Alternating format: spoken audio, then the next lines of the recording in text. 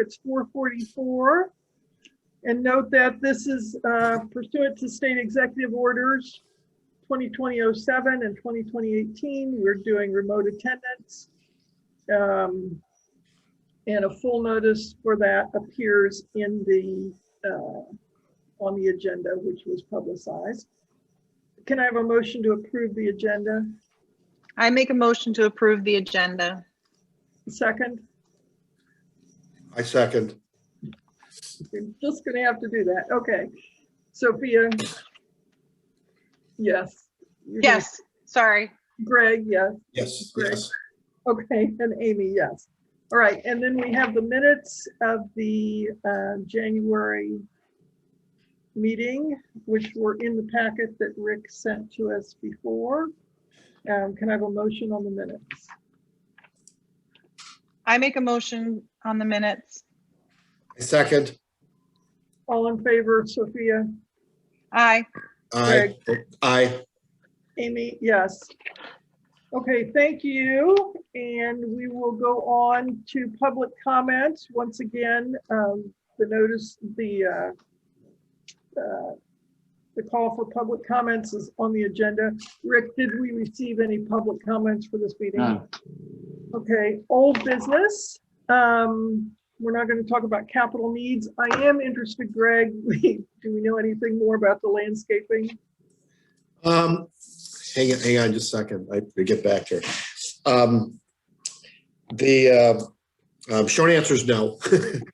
Okay, but I'll follow up. Is any? It's pretty green. I mean, it's looking like it's looking like it's doing a whole lot better than it was last summer. Okay. Okay. Does it look? I apologize. I haven't been by in a couple of weeks, but does it look like it? Are there a bunch of weeds? Is that noticeable? Not right now. I mean, Okay. But we've only had a few days of sun, but it looks like it's filled out some is the main thing, so that it's not like mud with patches of grass.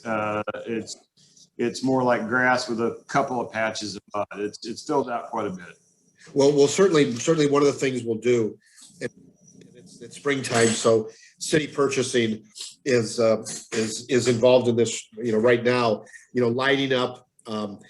Whoever's going to take care of the landscaping, cut the grass, do the fertilizing and that sort of thing.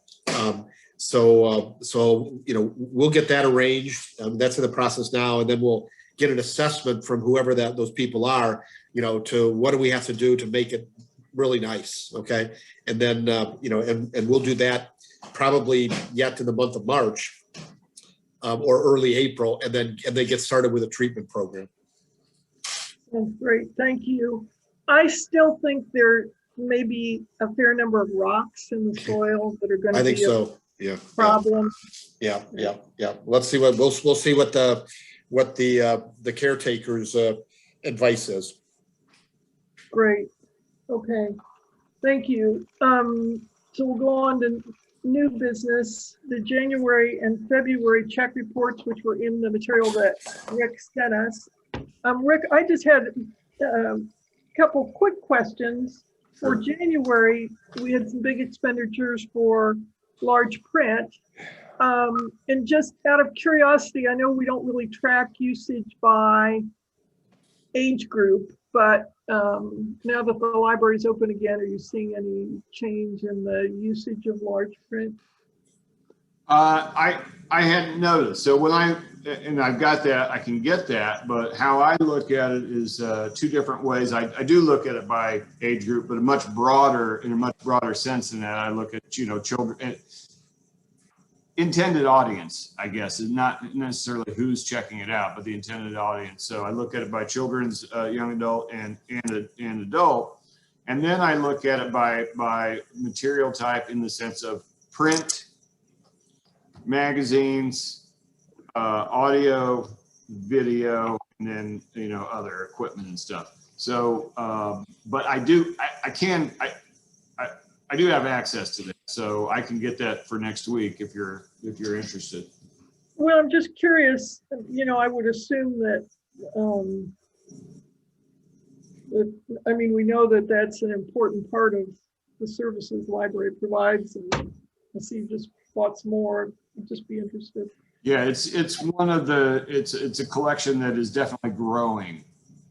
It's when we have a weeding protocol by which we follow to remove things from the collection, and following those guidelines, it's very difficult to find anything in large print to weed. In other words, it's all getting checked out on a regular basis. So it's not like there's, you know, if something hasn't been checked out in 3 years, most time we're going to remove it from the collection. There are exceptions, but just going by that standard, we don't remove anything from large print. We're more likely to remove large print because it's in bad shape, because it's been used so many times, or in some cases for nonfiction, it's because it's out of date. Right. That's interesting. And then on the February report, just out of curiosity, Watts Copy System, are you still happy with your service from them? Yeah, very much so. And, you know, we got an upgrade and a reduction in fees. So, I mean, you can't really beat that combination. No. And how about the hotspots? I see the Verizon bill. How are the hotspots? You know what, and I'm not sure he's logged in here. I would have to ask Robert specifically for that, but I can tell you what it was, or I can give you an approximation from January. I haven't looked at February yet. I thought they were pretty good numbers. I mean, it's, and again, I lump it all into what we call equipment, and it's, with some very few exceptions, that's what it is. It's the hotspots. But let me see what we look like. Well, that's okay. You could, you know, that could just be something that, you know, we might talk about next time, just out of curiosity. Yeah, in January, it wasn't very robust, honestly. 55 checkouts, it looks like, which is a decline from January of 2020. So that surprises me, frankly. I'm always amazed at how many people don't realize that we have those hotspots, because people will complain, oh, well, kids don't have access to internet. And I was like, go to the library, check out a hotspot. On the one hand, that's true. On the other hand, there's usually a waiting list to get them. So I'll talk to Robert and get a little more in depth on those numbers. But we're looking at, so other physical items loaned here. January 2021 is 55, and it's mostly going to be the hotspots, as opposed to 151 in January 2020. So we'll have to do a deeper dive on that. Yeah. That's surprising to me. Yeah. Sophia or Greg, do you have any questions on the check registers? I do No, not. I will say that I'm a huge fan of large print books, and have been since I was in my 30s. So I get it. Yeah, they're more expensive, and you know, and you can't get everything, but we do utilize this. A standing order with Centerpoint, and it's kind of, you set some parameters. You say, hey, we want everything by these authors, and then we want, you know, a heavy dose of mysteries or whatever like that. And you don't have to go through and read all reviews, et cetera, and choose them. You just, you say, we're going to, you know, for this much, and you get it sent to you automatically on a monthly or quarterly basis. And their Centerpoint, it does a really good job at selecting those things. I've worked with them for, you know, 10, 11 years now.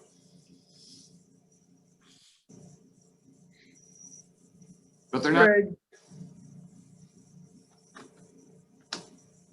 Okay, then can I have a motion on recommending to the board that we approve the check registers? I make a motion that that we vote to approve this and recommend approval to the board.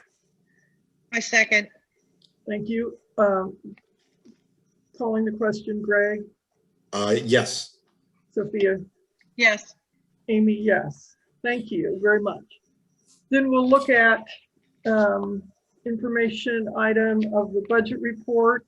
And it looks like we're at 17% of the year, just 2 months in.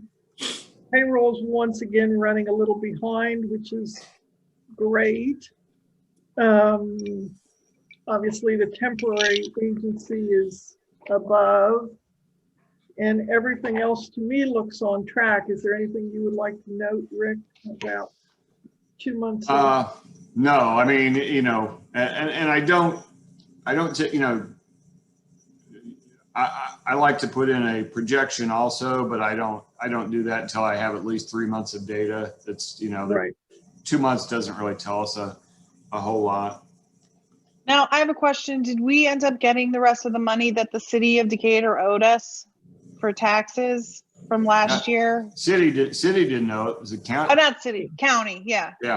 Yeah, we got it and more. Yeah, we got, in January, we got Okay, a disbursement of $50,000. We actually, if we were on accrual accounting, 2020, the revenue would have been better than expected.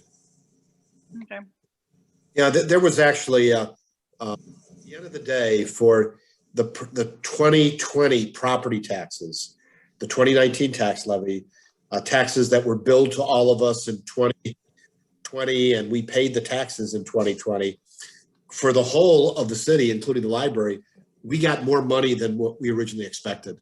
So it just appeared to me that, more taxpayers paid their property tax bills than in the past. That's And so excellent. we got more money. So that was a good thing.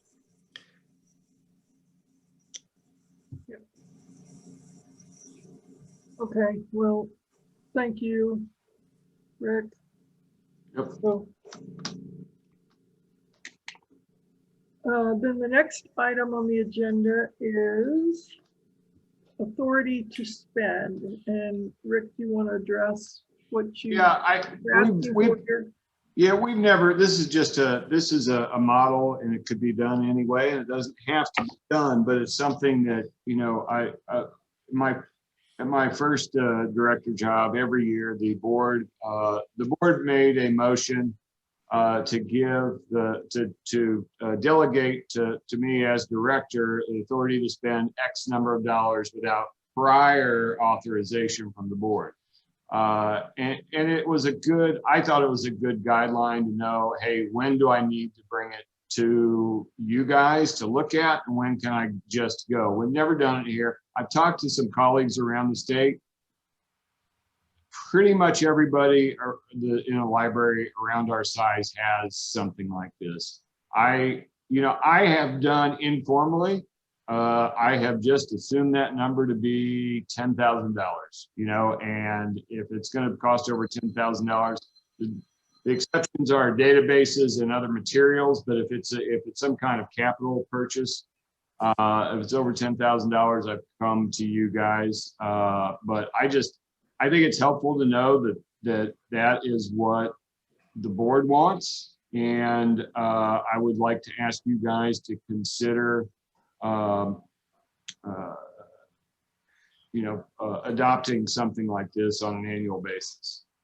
And this is, of course, budgeted items, right? This is Correct, within the correct, budget. absolutely, yeah. Rather than- And we could put that in there. I think that I think that's inherent. And I think, and I missed that, but This I is- still would, yeah, like This it. is also incorrect. It should be 25,000, isn't Because that? I was gonna say, there's a few items that are budgeted that cost more than that, but they're items that are reoccurring.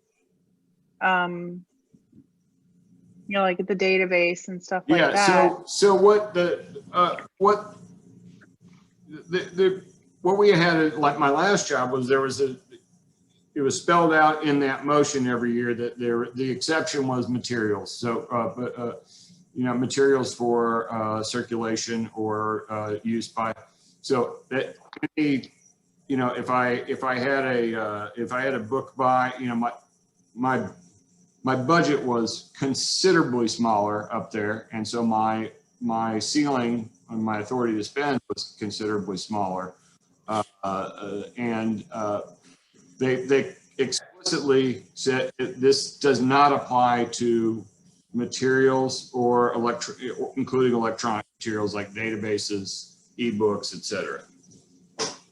But if you're gonna buy, even if you've got the budget, if you're gonna buy a new piece of equipment or sign a new contract above $10,000, you're gonna bring it to the board, right? And that's where, I mean, whatever number you guys want. I've been tending, I know that it's $10,000 for 7 years, you know, and then that's just been my sort of imaginary line, and that's when I bring it to you guys. I just want to know that that's what you guys want. Greg, how do you feel about this? Well, just a comment, or a couple comments that, okay, maybe the first question. So what are we, so as I understand this, you know, we could say, because it complies with well, I guess the 25,000 has to do with bids. Correct. Okay, so that's kind of a different matter. Yeah. There's different spending that Rick has in the library. Okay, there's a spending that occurs that's related to just kind of running the operation. There's the electric bill, there's the water bill, there's the natural gas bill, utility bills. You pay that. Yeah. Okay. Oh, that's right. We do. We do. Well, I mean, the first thing that comes to mind, the biggest expense you have, the biggest single item that probably occurs, it's the monthly rent that you pay to the city. I mean, I wouldn't think that that's something, whatever threshold we set, that the board would require you to come each month before the board and ask approval to spend it. You know what I mean? But the board entered into a contract that said that. Yeah. And we don't write a check. So what we're talking about, this applying to is more like the materials. It's books and material that, would be available for patrons. There may be some sort of services. There may be IT related things. There may be membership related things, something like that. Is that the type of stuff that this will apply to? I would say everything except the books and the databases and stuff. I would pull that out and make it, capital expenses, IT expenses, professional services, that sort of thing. And there's a possibility, Greg. I mean, maybe if it don't fix it. I don't know. I'm just, sometimes colleagues, they go and they say things like, "Oh my God, your board doesn't." You mean you're just assuming they're okay with it, So. Well, I guess the thought I had, probably the biggest line item, one of the biggest line items expenses you have in the budget is materials, is books. Oh, yeah. And and now, I mean, we see the check register every month, and it's not like you're buying 15,000 at a time. I mean, there's a lot of smaller dollar item invoices. It seems to me because of, once we approve the budget, I don't know. I just think it's redundant for you to have to come before the board or the finance committee and say, "Hey, I want to buy $5,000 worth of books."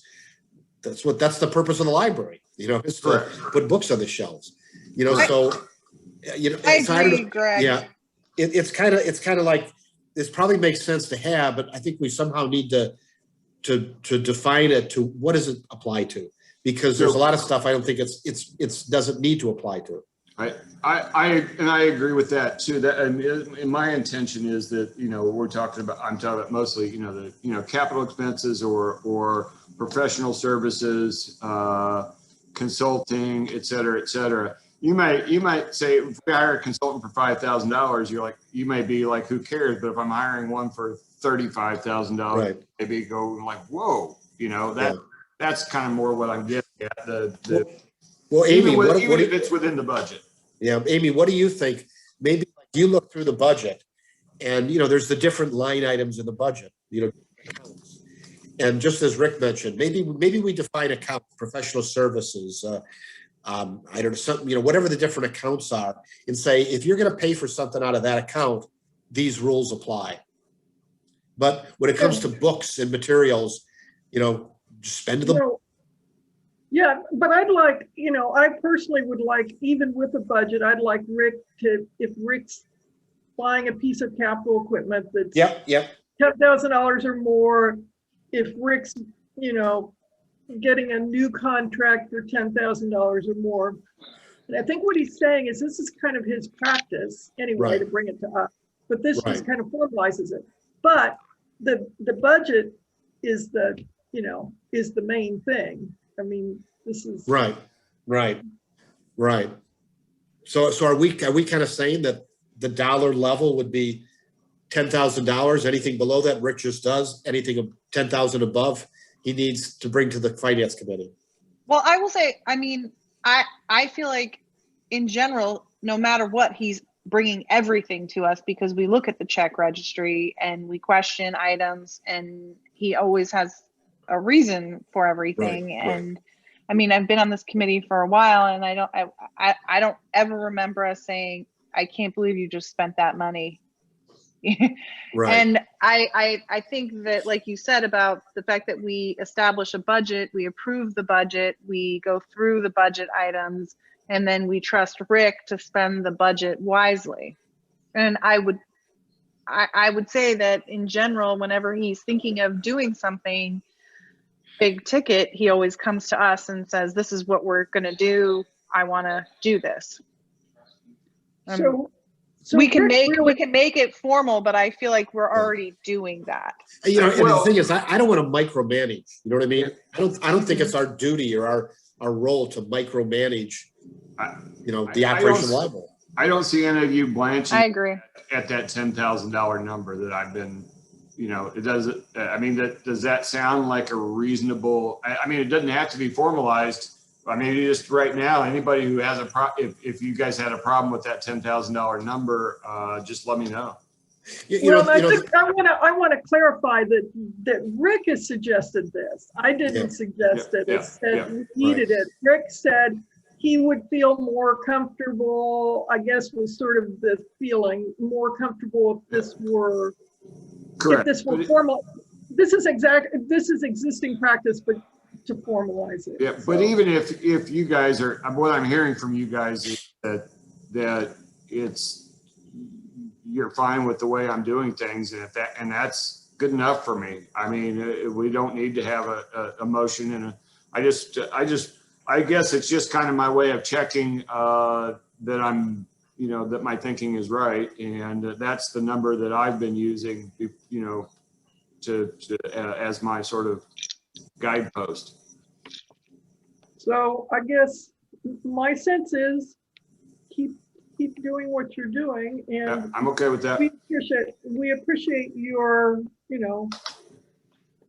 the opportunity to discuss major things with you, and we'll hopefully continue that. All right. Okay. Agreed. I agree. Super. All right, is there any other new business? I didn't have anything.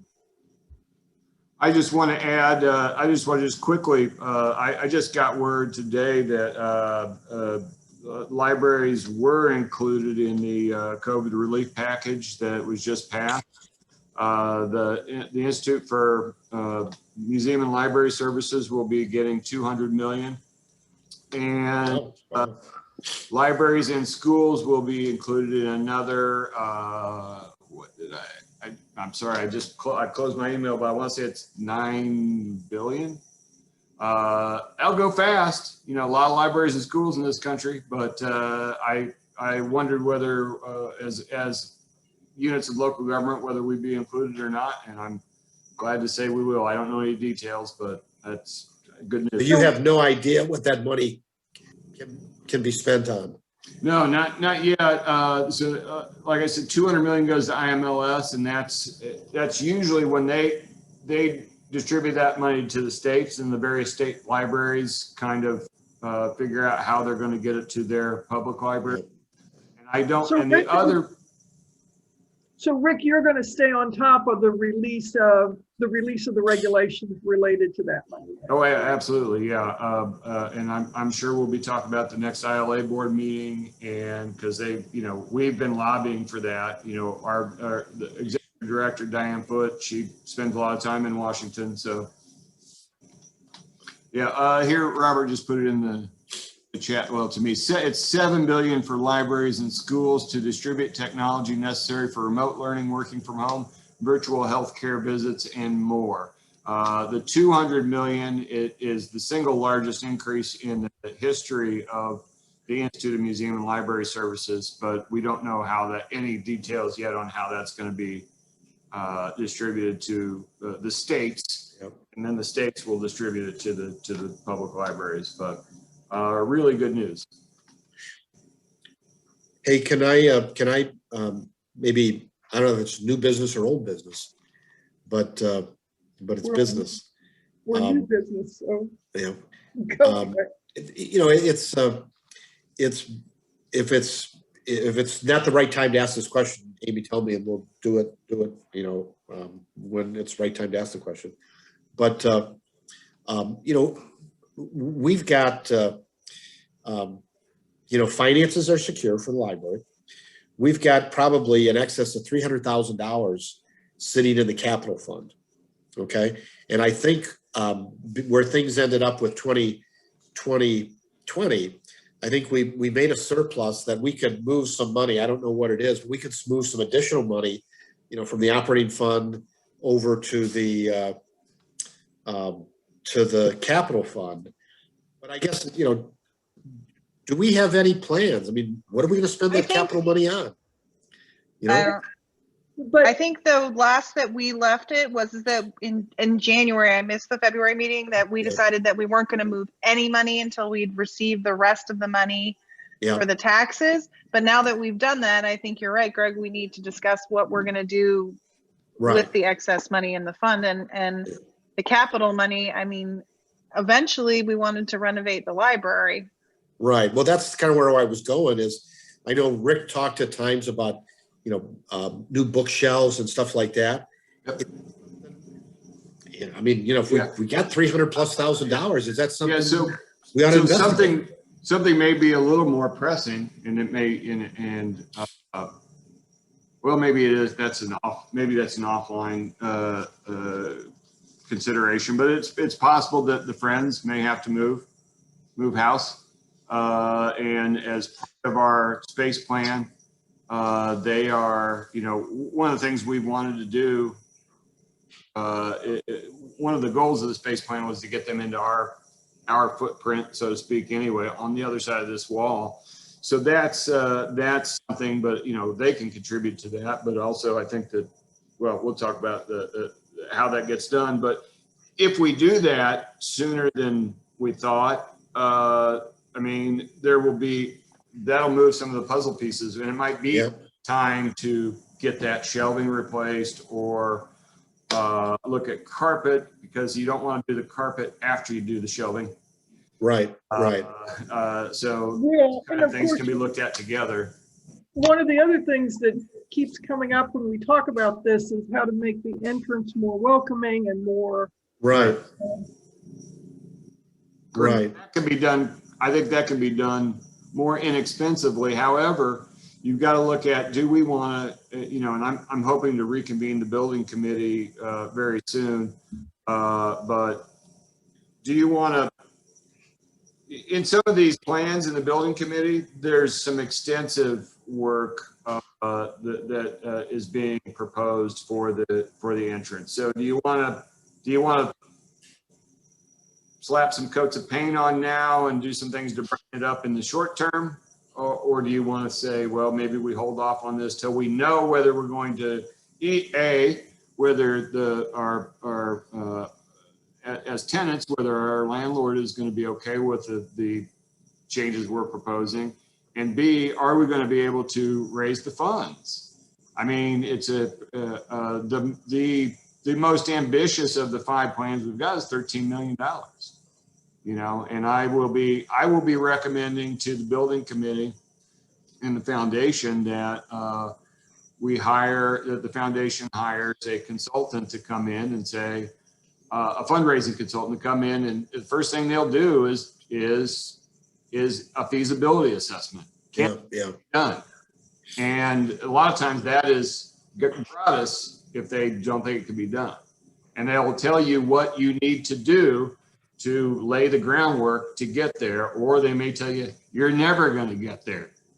Reduce your goal. But I think an outside entity that can come in without some preconceived notions of our community might be really valuable in this case.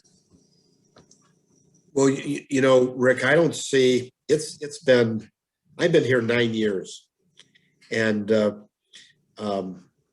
certainly in the time that the city's been, let's say, involved with the building, the city's never come forward and been able to offer that space and the empty space to anybody else. Okay. So, I mean, it kind of signaled to me that the city doesn't have any ideas. It's not coming up with anything. Wrighton may speak differently about that, but I don't know.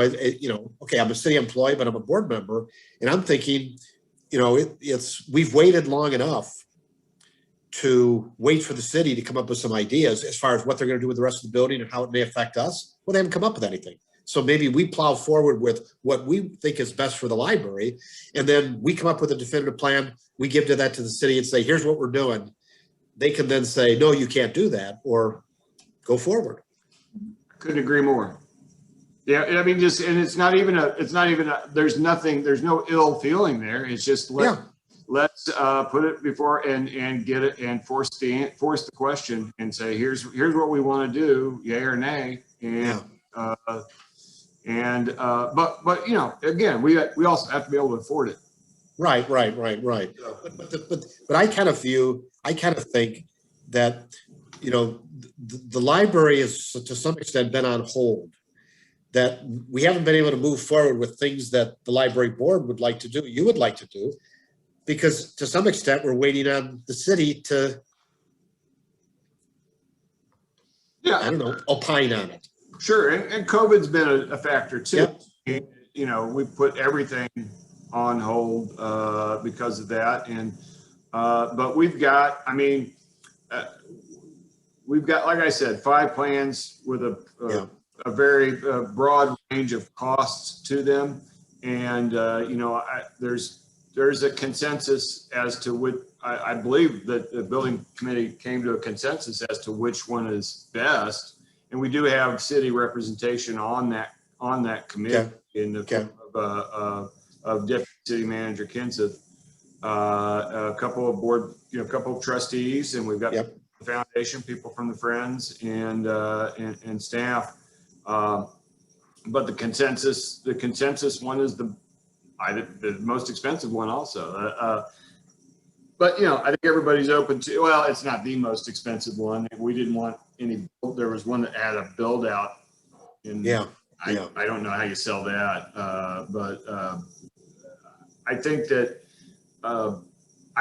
bringing in an outside entity to just to sort of assess the ability to have a successful capital campaign before we try to do it ourselves, I think it will be key. And those folks know what they're doing. I mean, it's what they do, and they're not going to lie to you and say, oh yeah, you can raise this money, because they don't want a failed campaign on their curriculum vitae. They want their CV to be 100% successful. So I don't think we'd have anything to lose by bringing somebody in to assess that. I mean, we've got someone on our foundation that's very locked into the donor landscape here, but I still think there's value in bringing in somebody from the outside. Well, maybe it makes sense for you to reassemble that building committee. Yeah, it does. And as we go through 2021 and get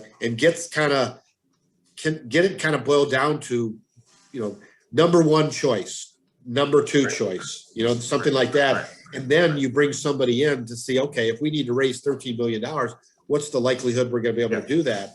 And then we gotta take it to you guys and see if you guys also support Yeah, yeah, the changes and the city. There's a lot more moving parts than yeah, yeah, yeah, there might be. And then the foundation has to really believe in it too, if they're gonna raise. right, right. Well, and in the decision to hire the consultant, the fundraising consultant would be the foundation's decision, right? I believe that they would be the appropriate body to pay for that, yes. Because they would be the ones who have to implement Correct, the correct. that fundraising campaign. So Right. their buy-in is Yeah, essential. and those people also, you don't pay them until the money starts coming in. That's Yeah, yeah. the contracts are structured, so. Okay, thank you. Thanks for raising that, Greg. Can I ask a question? Now, you said the Friends sooner than later need to move. Is the city It's asking them possible. to move out? No, not in any timeline, but I know there's been discussions now between the Friends Board and city manager. Not anything firm, not any timeline, just they have talked. So is it just that the city wants the Friends to pay for that space and the Friends aren't paying for anything? No, and here's the interesting thing. If you read the contract, I don't know how many years into the contract we are, Greg, but 5 years, something like that. But Like that, yeah. I just pulled it up and saw that we actually pay that's actually where they are. That is actually our space. The space that the Friends is in? So we're actually paying rent on that already? That's what the contract says. And I thought the contract was structured on a per square footage, that's how the rent was figured. And I remember those numbers being bandied about, but there's nothing in the contract about that. Sophia, what this is about is the city is going to open up a healthcare clinic for its employees and covered heads. There's a strategy we've been pursuing for the last couple of years, and we now have an agreement, a contract, and right now I'm looking at sites. One of the sites that we identified a year ago was the empty space in the library. Yeah. And we use that. We only need 2,500, 3,000 square feet. Okay. But the space that we like is that front door on Franklin Street. Okay. Which I don't blame you. Yeah. I mean, yeah, there's a parking garage right there. So the space that we're investigating is where the Friends are located right now, where they got their big book room. It's that space, and that space could be used for a couple purposes. One is the city clinic, but the other is the Community Investment Corporation of Decatur. Wright is trying to re-engage that organization, and they might move into that space as well. Okay, what the city believes, that's not the most ideal space. That's not the best use of that space. The city thinks the best use of that space is something more, I don't know, retail oriented, whatever that might be.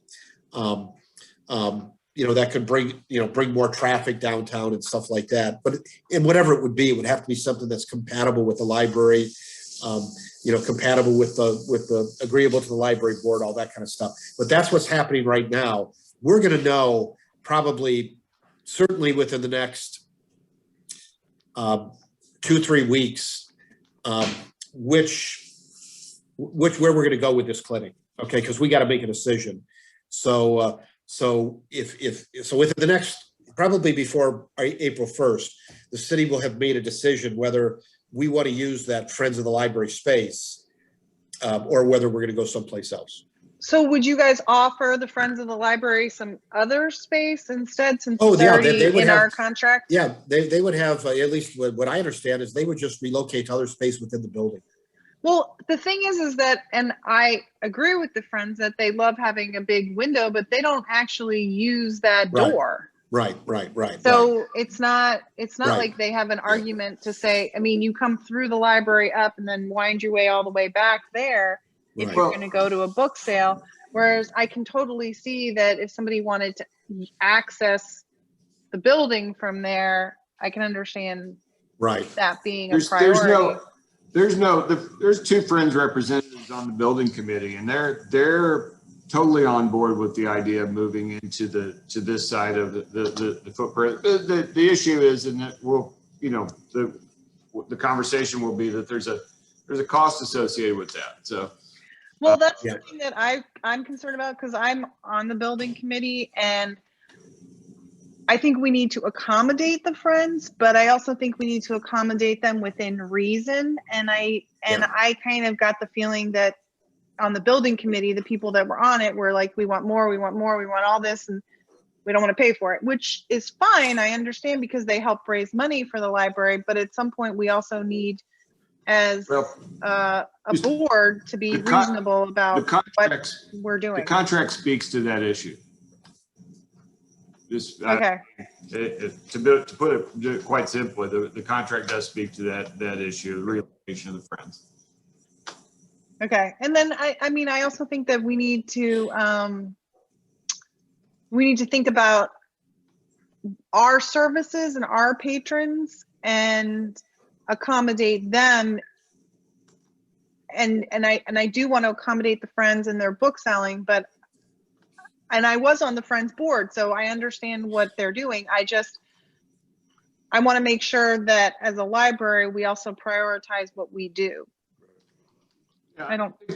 I think that at least, again, who knows how it will really end up, but I think that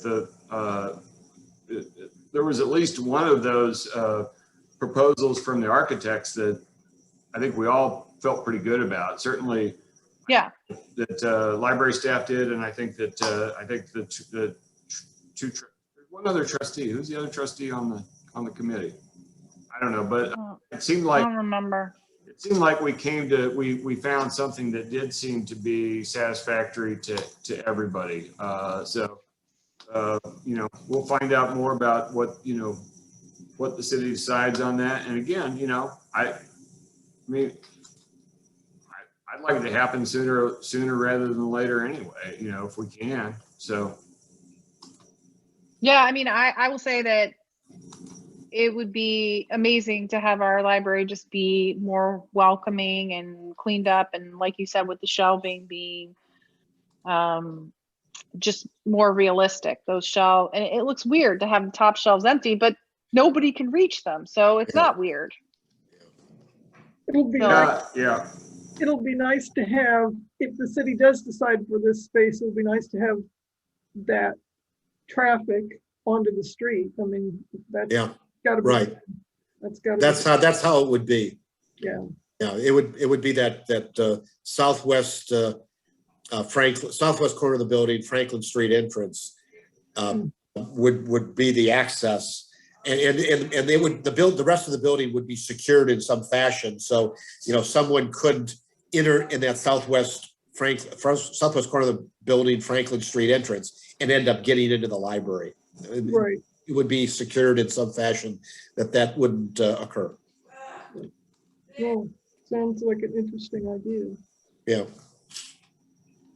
Well, I would love to see new shelving, new carpeting, and a reconfiguration of our library. I think that will be amazing. And I've seen some pretty amazing libraries, so I think we would just bring in more traffic if that happened.